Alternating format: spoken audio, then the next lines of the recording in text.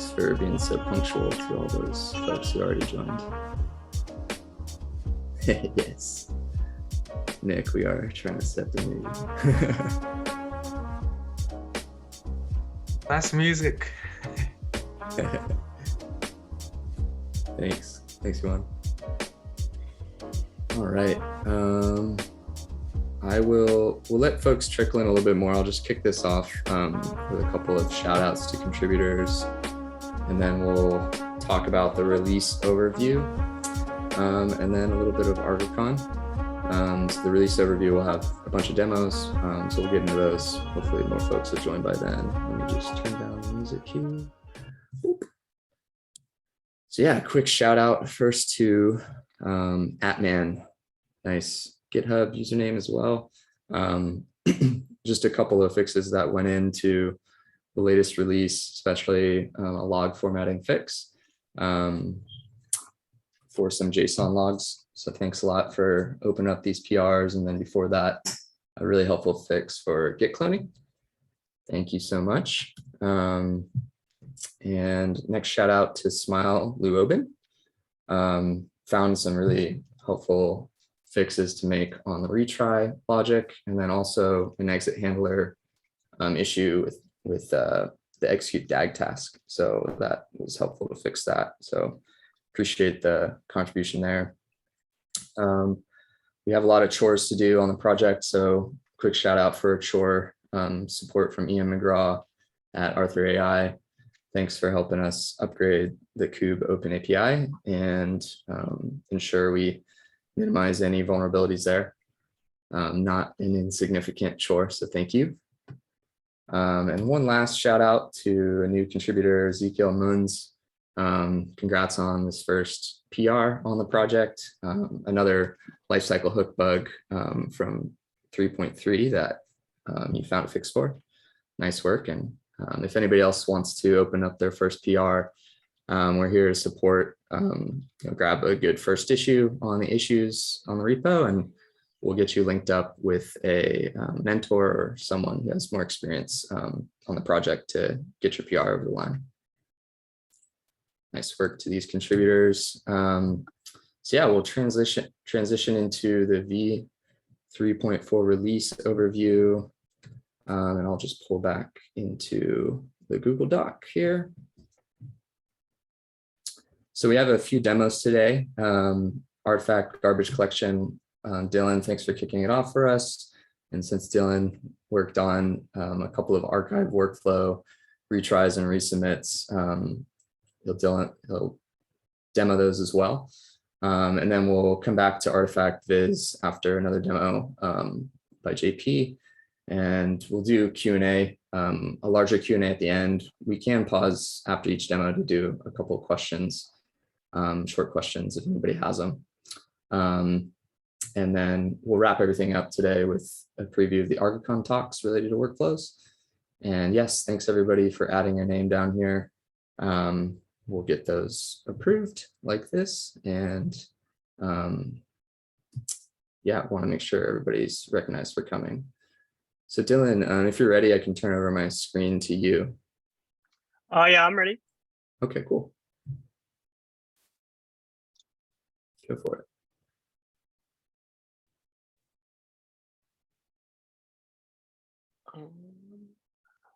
I gotta move the Zoom window over to the desktop I want to use, I think.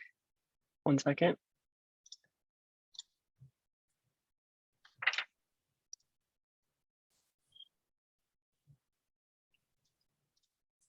Let's see. Can you see my screen with the slides? Yes. Great, I can see your screen. Okay. All good? All right. So hi, my name is Dillen. I'm from Intuit, and I'll be demoing and showing off Artifact GC, which is a feature me and Julie worked on, as well as other people in Intuit. Julie couldn't be here today, so I'll be demoing for her.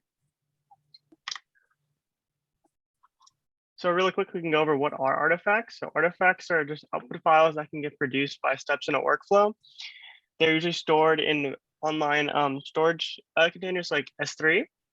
And they could be the final output of a workflow or the output of an intermediate step, which get passed to another step in a workflow. The short little diagram could show off what it could look like. And so the problem this fixes is that users have to manually delete artifacts in S3.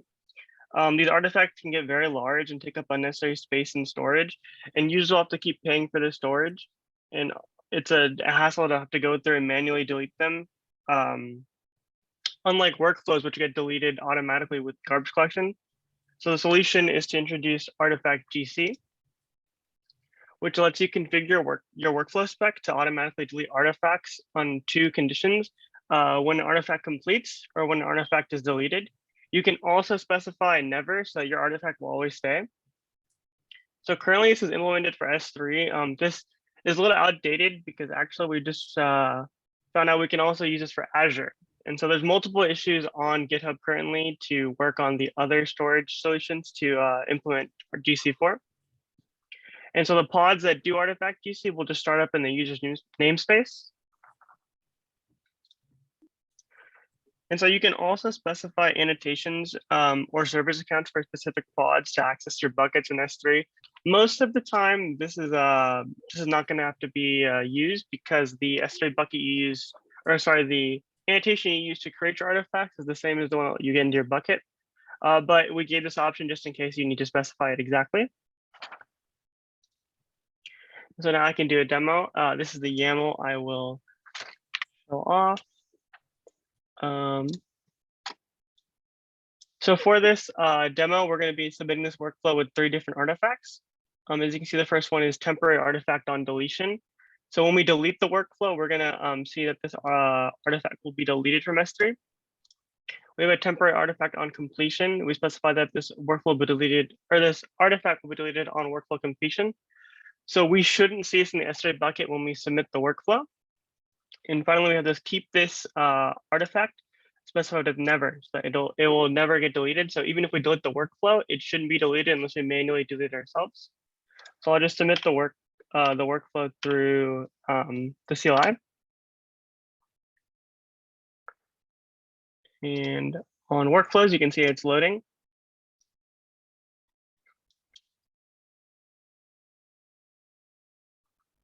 Just take a second.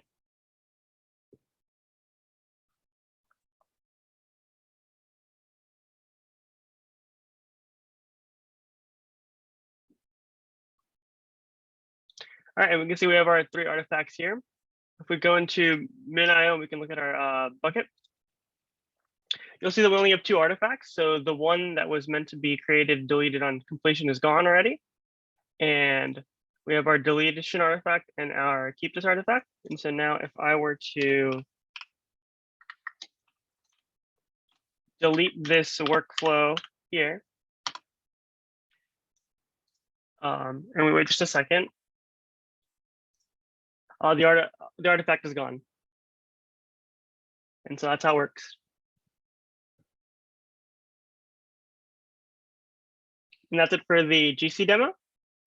And Kaylin also asked me to show off, thank you, show off another feature I worked on previously that I didn't get to show off at any contributings before, which is retrying workflows in the archive and also resubmitting them. So on the UI, if we go to the archive workflows, we have 2 workflows, a failed workflow and a passed workflow. As you can see, you can now retry and resubmit right here, as well as in the CLI. Just like for normal workflows, if a workflow is passed, you can't retry it. You can only resubmit it because there's no pods to start up again. But if you have a failed workflow, you can retry and resubmit it. Previously, you could resubmit workflows from the archive, but what this actually did was just resubmit the workflow and give you a whole panel to recustomize it. So you're basically submitting the workflow again. This is more akin to how you resubmit the workflows on outside of the archive, where you just click a button and you could resubmit it, and you'll be taken to the workflow and it'll just be running again. And this is all available on the CLI as well. And that's the whole demo. Awesome. Thanks, Dylan. Nice work. Yeah, any questions for Dylan either on Artifact GC or the retry resubmit of archive.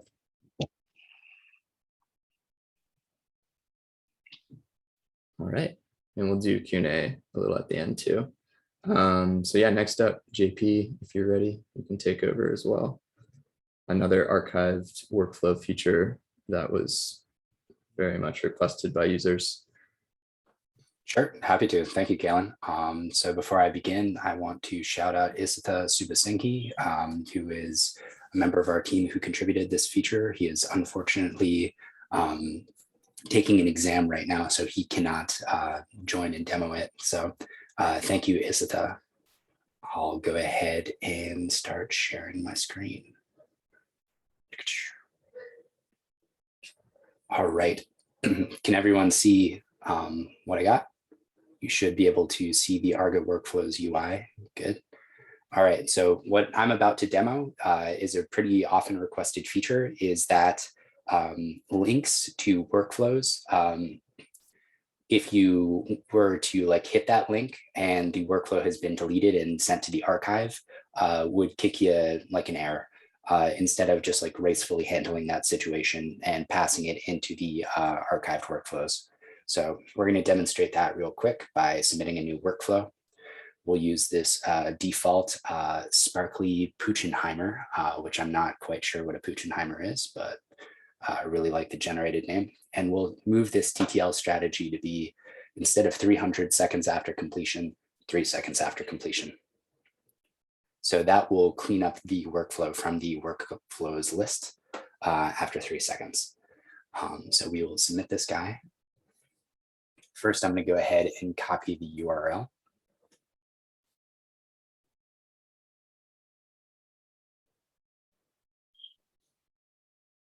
Running on my local machine. There we go, completed. We go back to workflows and we got, yep. So previously, if we would have like typed in that URL, we would have had a bad time, got some errors that got kicked. But now we instantly see it within the archived workflow section. And yeah, that hopefully will make people's lives just a little bit smoother. So thank you to Isitha and everyone who reviewed that. Really like seeing this feature come through. Any questions or comments?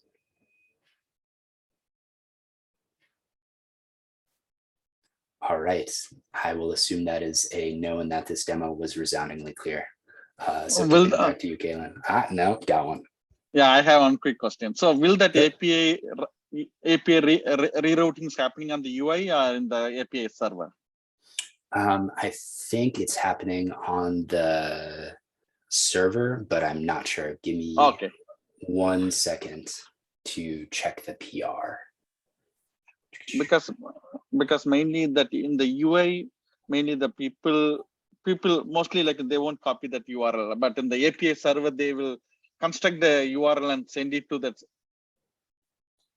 backend server to get the workflow.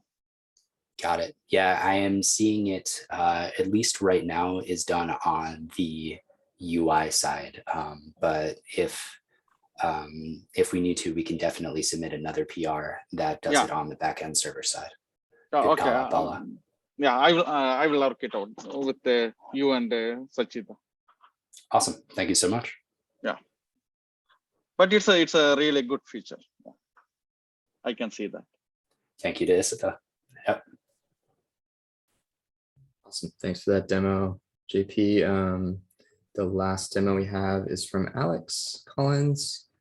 Unfortunately, he can't join for another 15 minutes. So I'm just going to tee up his recording that goes through artifact visualization. And we can launch that. And then maybe he'll be around right when it's time for Q&A. So 1 second here as I get this ready. All right. I'm sharing a video. Hi, my name's Alex Collins. I am a principal engineer. Just make sure you can hear my audio. A maintainer. Can you hear Alex's voice? Project lead on Argo. Awesome. Worked extensively. Let me know if it's too loud or too quiet. In the past. Today's presentation is going to be about a new feature coming in Argo Workflows 3.4 called artifact visualization. What I'm going to do today is cover the customer problem statement. I'm going to speak through some of the use cases for this feature. I'm going to do a little demo, and we're going to cover some interesting topics like important structure for YAML and security. And then at the end, there's the option for Q&A. So let's just go over the customer problem statement. And I'm going to fill this in with some additional details. So I am a software engineer or a data engineer or a machine learning engineer, and I'm trying to visualize my workflow's output, things like graphs and reports. But unfortunately, I have to hunt those outputs down.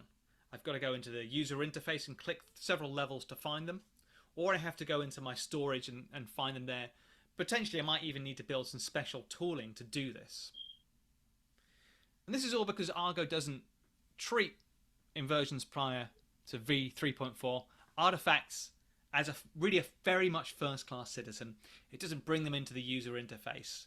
And version 3.4 is going to add a whole load of features that make artifacts more fun and enjoyable, and particularly more productive to work with. Not having those artifacts in the user interface kind of makes me unproductive because of all those steps that I need to go to find my artifact. Let's talk about a couple of use cases. So one use case is in the machine learning pipelines world, the ability to produce kind of rich, interesting, engaging reports that show the data in a much more friendly format than CSV, XML, or JSON. And actually allows you to produce reports from multiple different runs and compare those runs, again, all visually. Another use case, and we see a little bit more of this, though it's not as popular as machine learning, is continuous integration. So the ability to surface reports from runs in those systems. Before we get to the Q&A, let's go and do a little demo. So the first thing I'm going to do is I'm going to look at the artifacts here. Now this is an example you can find for yourself in the Argo Workflows repository. The name of the file is artifacts-workflowtemplate.yaml, and it shows you an example of how to use different types of artifact using this feature. What this does is it consumes an input artifact in the form of a CSV of annual temperatures, and then produces a series of output artifacts. The artifacts it produces typically need to have an extension to be visualized, do need to have an extension to be visualized in the user interface. The extension isn't determined by the name or the path, it's determined by the key in the bucket. That works really well with how these things typically work today. Quite often that's what you already need to do. You need to add the file extension to be able to visualize those in S3 storage, for example. So that just plays exactly to the same mechanism you need to do. Because Argo Workflows tar GZ's artifacts by default, you actually need to also add this artifact none, archive none field here to prevent that to happening. That way it can be displayed in the user interface. That's for normal files like text, JSON, XML, etc. If you want to do a complicated report, putting together multiple different images, or using special styles, and you want to use HTML, then what you can do is you can actually store all those files in a single place within inside the repository. So here I've identified this as a directory by adding a trailing slash. And in fact, this is the only way to identify the key as a directory. It's a very common convention within inside cloud storage like this to put a slash on the end. By default, S3 and other systems just don't know if there's no differentiate between files and directories until you have a look at them. So how do I do this? Well, I'm going to run a container set. I'm going to have a setup step which creates a directory, an output directory /outs. Inside that there's a subdirectory called assets, which is where I'm going to put my graphics. I'm going to use this cool little program called GNUplot, which is this great little Unix program you can run that produces PNGs, and you give it a little script like this, a little DSL, and it'll plot that file, give it a title, and then write it out there to out assets and changes. So I'm actually using two different container images, and that's why container set is really powerful. I can use it to combine different data from different sources here. Then I've got a final step in this. This is the main step. It basically puts things together. In a container set, you always have to, or you'll always want to have a main step. You can't really have artifacts if you don't do it. And that will basically use the cowsay program, which maybe you're familiar with, or just create hello.txt. It creates a JSON file with this block of JSON here. It'll create a style sheet with these styles. And then finally, it'll create an index.html file that shows an example of how you can use you can put together different resources into a HTML file to create kind of a really rich report. And finally, it'll create this malicious.html. And I'll come back to explain to you a bit more about why that's interesting shortly and why you'd wish to know about that. Okay, let's submit the workflow. Okay, I need to dismiss some dialogues. So here's my workflow running. You can see that it looks like a normal workflow, except you've now got these additional icons here, and each of these icons allows you to click into that particular artifact. So in version 3.4 and versions, it looks like this, and you can toggle that feature on and off with this button here. That's saved in a cookie, so if you don't like having artifacts by default, you can just click that and they'll not be displayed. And in workflows, you typically had to click on the right bit of the workflow to find the artifact. So I click around here, okay, and I can see inputs and outputs here, and I have to click on that. And now I can download all those files one by one.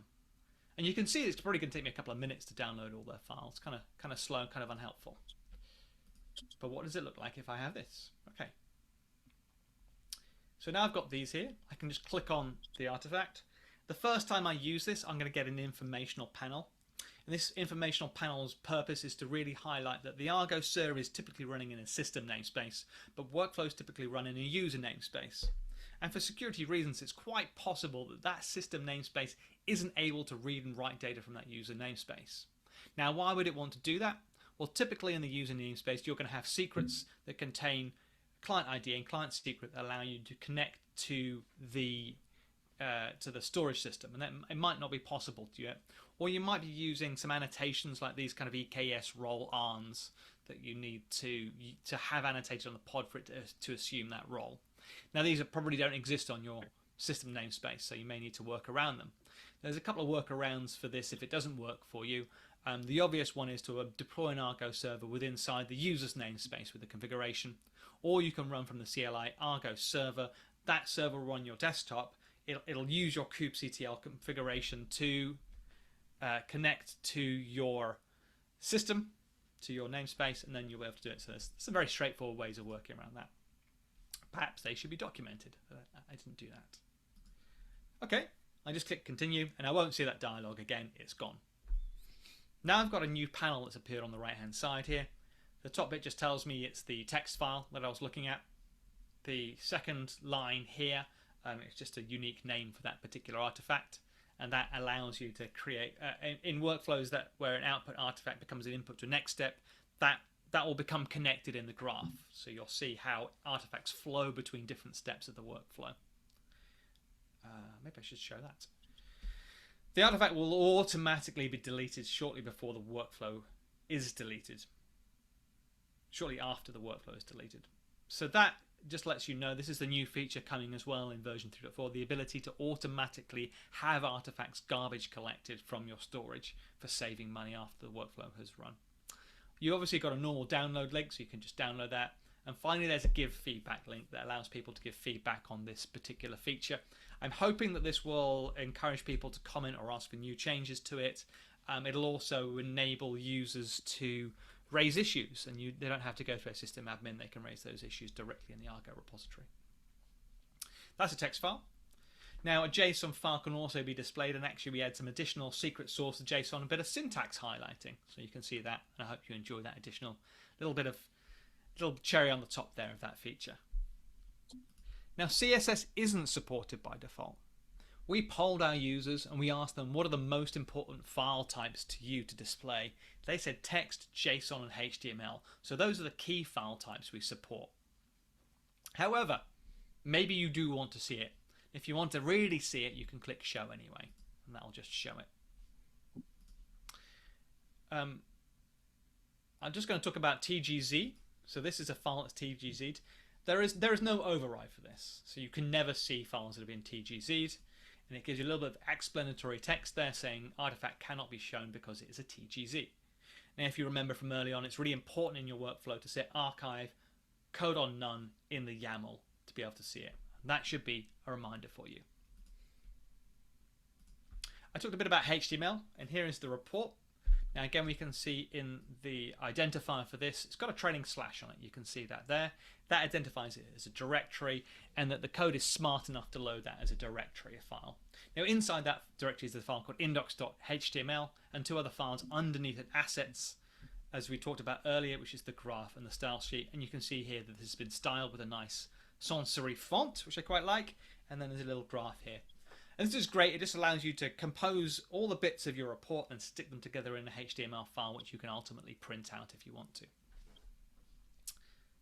Now, this malicious HTML file is designed to help understand the security model for artifacts.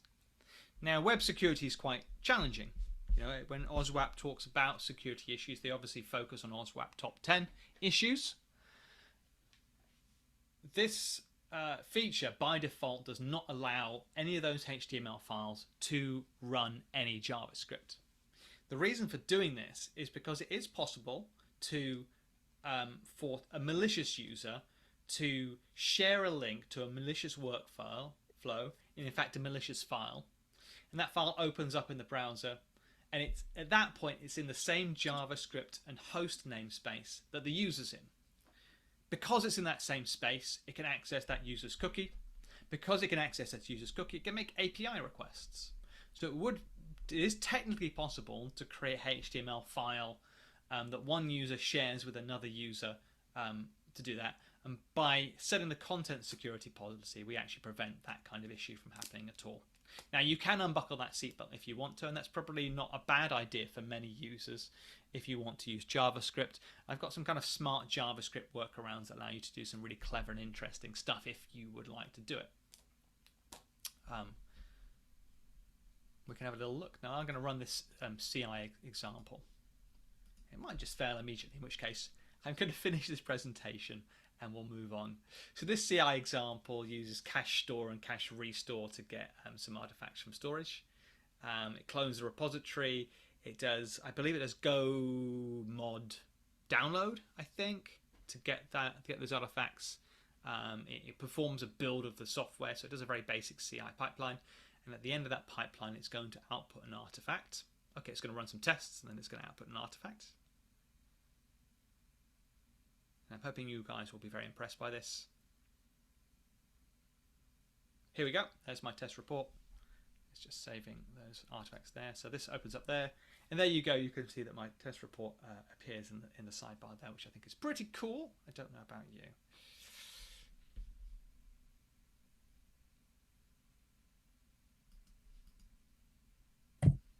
Okay, cool. I hope you enjoyed the demo. Any Q's and A's, feel free to ask in the comments below. All right. We got, thanks, Alex. I don't think Alex has joined yet, so we will open it up to Q&A now. If anybody has any general release, version 3.4 release questions or specific questions about the demo, feel free to just come off mute or chat them here and we'll ask them.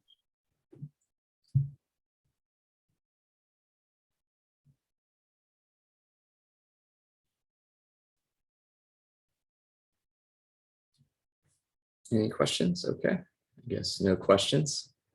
Yeah, thanks a lot again to everybody who demoed. Yeah, great demos. Dylan, JP, appreciate that. And then also shout outs to Julie Vogelman at Intuit, who led up the work on Artifact GC but couldn't be here. Nice work with that. And as we, I guess, go forward, looking at the version 3.4 release, and I'll let Bala and Yuan chime in on this, but the current plan is to collect feedback on the release candidate 1. So as you saw, there's feedback prompts in the UI, or if anybody's developing, just open up issues and we'll start triaging those into a GitHub project so that we can queue up a generally available release for version 3.4, depending on any sort of bugs or issues that the community identifies. And Bala or Yuan, do you want to mention anything related to the release next steps? So basically, we released the release candidate 1, and we will continuously release the release candidates based on the bug fixes, and probably it will take like 3 to 4 weeks. We will wait for all the users to try it out their functionalities, whether the release candidate is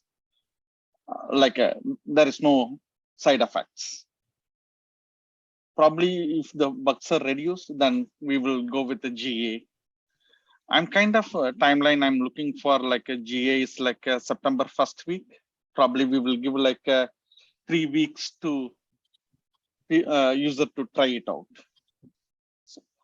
So I would recommend, please go ahead and try out your use cases on the 3.4 release candidates. And if you see any bug or any side effect or any behavior change, please raise the issue. We will immediately take a look.